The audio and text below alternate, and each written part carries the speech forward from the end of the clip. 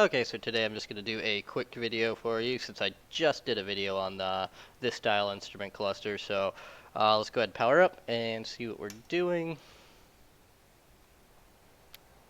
Alright, so we got some funkiness going on here with the circuit board. So let's get this thing apart and see what's causing this. Okay, so let's give this thing a shot and see if we can figure this out. And there we go. It's just the common solder points there. So clearly this is one that has a driver's information center. But yep, there you go.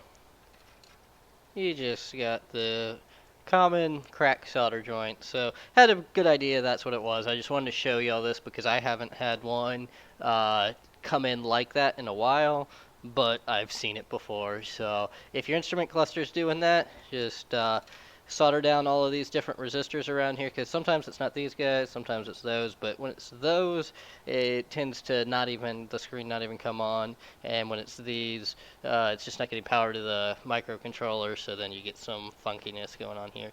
So this one's just going to be a full rebuild. No point in showing that again. I literally just did a video on that. Yeah, I'll put a little card up in the top there for that video. And yeah, if you like this video, go ahead and like it. If you didn't, oh well. I'll see you guys in the next one.